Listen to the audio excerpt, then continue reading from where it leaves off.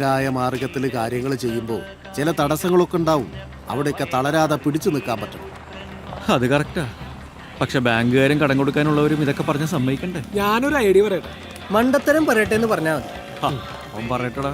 ഓ poly വേറൊന്നുമല്ല, നമ്മുടെ ഫാക്ടറിക്ക് licence കിട്ടുന്നവരെ ഫാക്ടറിയോട് ചേർന്ന് കിടക്കുന്ന 2.5 ഏക്കർ സ്ഥലത്ത് നമുക്ക് കൃഷി ചെയ്താലോ? കൃഷിയാ? ഇതാണോ വലിയ ഐഡിയ? തമിഴ്നാട്ടിൽ നിന്ന് ഒരു ദിവസം പാലും പഴവും പച്ചക്കറിയും കോഴിയൊക്കെ നമ്മുടെ നാട്ടിൽ വന്നില്ലെങ്കിൽ നമ്മൾ കേരളീയർ പട്ടിണിയാ. പിന്നെ എന്തുകൊണ്ട് നമുക്ക് ഇതൊക്കെ ഇവിടെ കൃഷി ചെയ്തുകൂടാ? വർഷത്തിൽ 6 മാസം നല്ല മഴയും വളക്കൂറുള്ള മണ്ണുള്ള നമ്മുടെ നാട്ടിൽ കൃഷി ചെയ്യാൻ എല്ലാവർക്കും മടിയാണ്.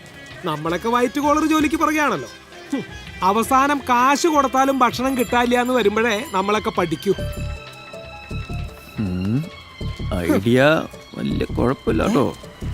ചിലപ്പോ കലക്കും. കലക്കുന്ന ഇതൊക്കെ എന്ത്? ഇനി എന്തൊക്കെ കിടക്കുന്നു?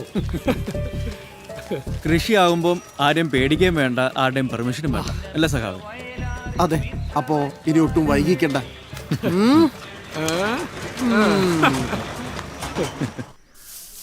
അതേതായാലും നന്നായി. ഒന്നുമില്ലെങ്കിലും മരുന്നും വിഷമില്ലാത്ത ഭക്ഷണമെങ്കിലും കഴിക്കാലോ. അത് മാത്രോ? മാർക്കറ്റിൽ എല്ലാ കടക്കാരും സ്ഥിരമായിട്ട് സാധനങ്ങൾ എടുത്തോളാന്ന് സമ്മതിച്ചിട്ടുമുണ്ട്. ഇനി കുറച്ച് പണിക്കാരെയും കൂടെ ഒപ്പിക്കണം. അതാ ചെറിയൊരു പ്രശ്നം. ഈ ചെളിയിലും പാടത്തും ഒക്കെ പണിയാൻ ഇപ്പൊ ആളെ കിട്ടണില്ല. നാട്ടിൽ മൊത്തം ഇപ്പൊ ഹിന്ദിക്കാരും ബംഗാളികളാണ്. ഇനി അവരെ വല്ലതും കിട്ടുമെന്ന് നോക്കണം.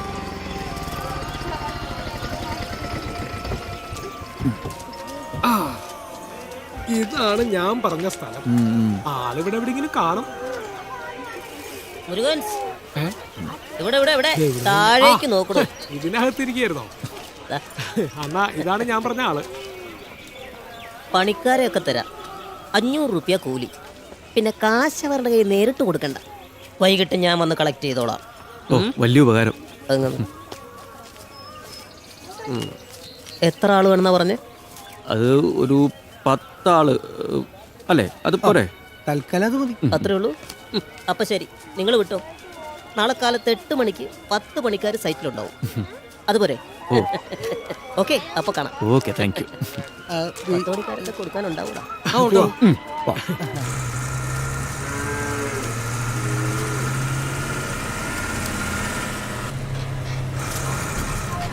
ഇവിടെ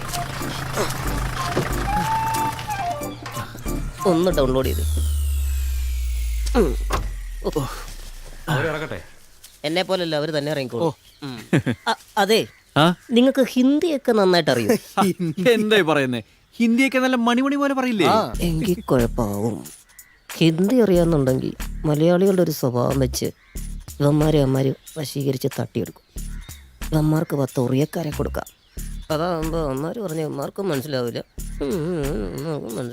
ഹലോ, എന്താ ചേട്ടാ ഒരു ആലോചന? ഏയ്, ഒന്ന് പ്രാർത്ഥിച്ചതാ. കാലാകാലം മലയാളികൾക്ക് സ്വന്തം നാട്ടിൽ പണിയെടുക്കാനുള്ള മടി നിലനിർത്തണേന്ന്. ദശോടെ ഉള്ളേ പോടോ. അപ്ലോഡ് ചെയ്ത് സേവ് ചെയ്തു. അപ്പൊ ശരി, വൈകുന്നേരം കൂലി മേടിക്കാൻ വരാം. ശരി, ആയിക്കോട്ടെ. For more updates, like, comment, subscribe to our channel. Hey darlings, గంటని click చేయడం మర్చిపోకండి.